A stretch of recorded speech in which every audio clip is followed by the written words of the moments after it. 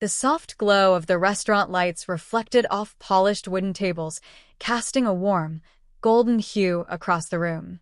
The Blue Orchid Cafe was buzzing with laughter, clinking glasses, and the low hum of conversation, but none of it reached Maya, a young deaf woman sitting nervously at a corner table. She wore a simple blue dress, hair tied neatly, her hands resting on her lap. Tonight was her first blind date, arranged by a well-meaning friend. She had hoped for someone who could see beyond her disability, someone who could connect without needing her to explain herself. The man approached her table, smiling awkwardly. Maya lifted her hand, signing slowly. "Hello, I'm Maya." He froze for a second, blinking, clearly unsure how to respond. He mouthed words too quickly for her to read, and then, after a brief pause, he said louder, "You're deaf." Maya nodded, maintaining a polite smile. She tried to communicate, hoping he could follow her signs, but his expression hardened. "Oh, I didn't know." "That's not what I expected," he said, glancing around nervously. Her heart sank, but she kept her composure. She typed quickly on her phone, sending him a message. "It's okay. Have a good evening." He looked at her phone, shrugged, and walked away, leaving her alone with 2 untouched glasses of water. Her shoulders slumped, and she took a deep breath, trying not to let the humiliation take over. The warm laughter and music of the cafe seemed distant, unreachable. Then she noticed a man at the next table, quietly eating his dinner, occasionally glancing her way. He wasn't dressed like the others, his clothes were simple, his hands rough, and a mop leaned against the wall nearby. But what caught Maya's attention wasn't his appearance, it was his eyes. They didn't look away in pity. They held something gentler, kinder, like he understood more than anyone else in the room. As she tried to steady her hands, he signed softly toward her. "You deserve better." Maya's eyes widened. She blinked, unsure if she had read it right. The words didn't just reach her, they resonated in her chest. For the first time that evening, someone saw her. Not the deaf girl, not the awkward date, not the mistake in others' eyes, but her.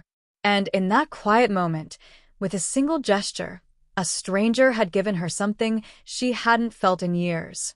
Hope. The next morning, sunlight streamed through the small apartment where Maya lived. The walls were painted in soft pastels, and a few carefully arranged plants brightened the room. Despite her quiet surroundings, she often felt the weight of the world pressing in. Maya had grown up deaf, learning sign language from her family and the small tight-knit community around her. She had always been fiercely independent, determined to carve a life for herself in a world that rarely adjusted for people like her. Her job at a local cafe gave her stability, but it also reminded her of how easily society judged those who didn't fit the normal mold. She often felt invisible, even among friends. Blind dates, like last night, were reminders of the isolation she sometimes carried, moments when people saw her deafness before they saw her heart. Meanwhile, across town, Liam Hayes lived a very different life. A single dad, he juggled 2 jobs and the care of his 8-year-old daughter, Emma. Liam wasn't wealthy or educated like the men Maya occasionally met on dates. He wore simple clothes, his hands rough from work, and his heart brimming with love for the little girl who had lost her mother years ago. Emma was partially deaf, and from the moment she could form words, Liam had taught himself sign language. He wanted her to feel seen, understood, and never alone, even when the world seemed indifferent. Liam worked as a janitor at various office buildings, moving quietly through hallways and lobbies, unnoticed by most. But he had a gift: he saw people. He noticed their small gestures, the slumps of their shoulders, the eyes that searched for understanding. When he had glanced at Maya the night before, he hadn't seen a stranger or a deaf girl. He had seen a person wounded by rejection, trying to hold herself together. And something in him had compelled him to reach out, not with words, but with what mattered most: empathy. That morning, Liam and Emma shared a quiet breakfast. Emma was busy drawing stars in her notebook, and Liam watched her carefully. "Daddy," she sighed, "do you think people like us can ever find someone who really sees us?" He paused, stroking her hair. Then he signed back gently. Yes, Emma. People who listen with their hearts always find each other. Little did either of them know, those same words would soon reach Maya in a moment of connection that neither of them could have planned, but that would change all their lives forever. A week later, Maya had agreed to attend a small community networking event, a chance to meet potential friends and maybe even someone special. The room buzzed with chatter, the clinking of glasses, and the low hum of conversation she couldn't hear. Maya felt the familiar tension in her chest as she entered. She had dressed simply but elegantly, hoping her confidence would show what words could not. She moved carefully, smiling politely at those around her, but her heart sank when she noticed the same pitying glances she had experienced before. Across the room, a group of young men whispered to each other. One leaned over to another and smirked. She's sweet, but she's deaf. That's going to be a problem. Yeah, can she even communicate? Maya froze as she read their lips from across the room. Her cheeks burned, but she maintained her composure, lowering her head slightly and pretending not to notice. Her hands trembled as she set down her drink. She had spent years learning to navigate these moments, to stand tall when others doubted her. But tonight, the humiliation felt heavier than ever. Then, from across the room, she saw a familiar figure. Liam Hayes, quietly observing from a corner while finishing his work as the building's janitor. His eyes locked on her, calm and unwavering. He didn't speak. He didn't scold the group. He didn't call attention to the scene. Instead, he approached her table and gently signed. You deserve better. Maya blinked, stunned. Her lips parted slightly, and a warmth spread through her chest that she hadn't felt in months. The words were simple, yet they carried more weight than any apology, any compliment, any gesture anyone had ever offered her. Seeing her reaction, Liam repeated it slowly, his expression steady and kind. You deserve better. Heads turned as some people noticed him signing. A few shifted uncomfortably, realizing the truth of his words. Others whispered, embarrassed by their own behavior. Liam didn't care. His attention stayed on Maya, meeting her gaze with quiet understanding. She felt seen, not as someone less than, not as a novelty, but as a person deserving respect, dignity, and kindness. Maya typed quickly on her phone, sending a message. Thank you. I needed that. He nodded once and walked back to his corner, blending into the background again. But something had shifted in Maya. For the first time in a long while, she felt a spark of hope. Someone had recognized her worth, not in words or noise, but in empathy, the kind that spoke louder than anything else in the room. And as she watched him disappear, she realized that the world didn't have to define her.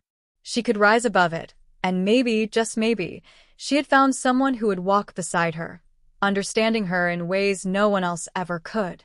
The following days, Maya couldn't stop thinking about Liam, the janitor who had seen her when no one else did. His words, "You deserve better," echoed in her mind constantly. She realized it wasn't just about last week's humiliation. It was about the kindness and understanding that seemed so rare in her life. Determined to meet him properly, she asked her friend to find out who he was.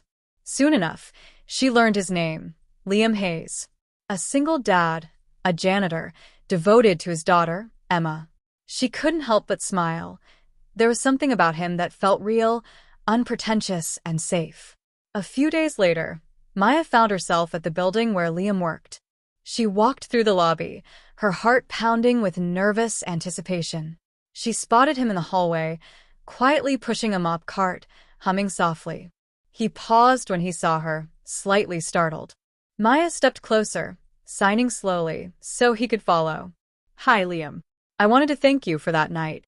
He hesitated, blinking, clearly surprised that the CEO she was also a stranger to was addressing him directly. Then he signed back carefully. I didn't think you'd remember me. I couldn't forget, she replied with a small smile. They stood for a moment in quiet understanding. Maya took out her phone and typed. Did you learn sign language for someone special? Liam nodded, signing. Yes. For my daughter, Emma. She's partially deaf. I wanted her to feel understood. Maya's eyes softened. That's wonderful, most people don't even try. He shrugged modestly, signing, love makes you learn fast. That simple exchange created an invisible bridge between their worlds. What had started as a brief moment in a cafe now grew into an unspoken connection. Over the following weeks, Maya began visiting the lower floors more often, under the guise of checking on cleaning schedules or dropping off coffee. She watched Liam interact with Emma, saw the warmth between father and daughter, and felt drawn to the life they shared, a life of simplicity, care, and genuine human connection. Liam, too, felt a subtle shift. He found himself lingering when she visited, sharing little stories about Emma, laughing at her smiles, signing quietly in the hallway about ordinary, beautiful things. Their silences were filled with understanding, their conversations needing no sound. Finally, one afternoon, Liam invited Maya to meet Emma at a small park. Maya knelt beside the little girl, signing warmly. Hi, I'm Maya. I've heard about your amazing drawings.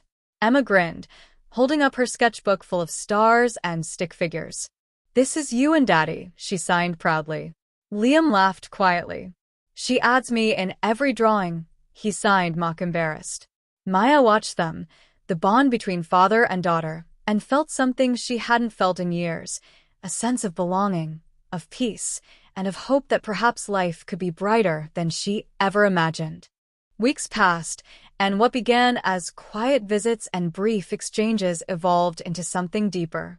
Maya and Liam's bond grew naturally, without pressure or expectation. Each sign, each glance, each shared smile built trust, understanding, and warmth. Maya often visited Liam and Emma at their small apartment. The walls were filled with colorful drawings of stars, planets, and stick figures, Emma's creative world brought to life.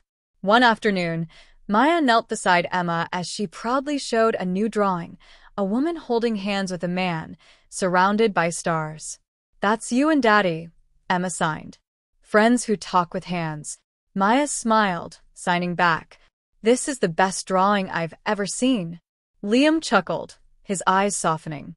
She's not wrong, he signed, pretending to be embarrassed. But Maya wasn't smiling just because of the drawing. She realized that this simple, quiet family had shown her a love she hadn't expected to find, a love that didn't rely on words or status, only on understanding and heart. Cloud with rain, facing challenges together. A week later, Maya faced a challenge at work. Her company was considering cutting funding for an accessibility project she had been leading, an initiative to develop a communication app for people with hearing difficulties. The board argued it wasn't profitable enough. Maya felt the familiar sting of being misunderstood. She sat alone in her office, staring at the report, and thought of Liam and Emma and all the people who needed technology that truly included them. Then she glanced at a drawing Emma had given her earlier, a small sketch of friends who talk with hands. A spark ignited in her, light bulb taking a stand. The next day, Maya called a press conference. Cameras flashed as she stood confidently before the world. She signed her speech directly, with a live interpreter displaying her words on screen. Silence is not weakness. It can be powerful, kind, and full of understanding. Today, we launch Project Hear Me, a global initiative to connect people through inclusive technology, built for purpose, not profit. Her speech went viral. Across social media, millions were inspired by the young deaf woman standing proudly for inclusion and empathy. And in the front row, smiling proudly, were Liam and Emma, witnessing the impact Maya was making. Sunrise, the quiet ending. Later that evening, the three of them met at the park. City lights glimmered softly behind them as Liam signed to Maya. You did it. You made them listen. Maya stepped closer, her eyes shining, signing. No, you taught me. You reminded me that I deserve better. Liam's expression softened, and he gently signed back. Then maybe we deserve each other. They stood together in the calm night, hearts beating in sync, hands clasped. Emma clapped her small hands joyfully and signed. Finally, they laughed together, a soundless harmony of love, trust, and understanding.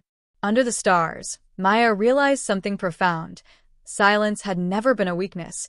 It was the bridge that led her to people who truly heard her. And in that quiet, magical moment, they all understood that love doesn't need words, it only needs heart.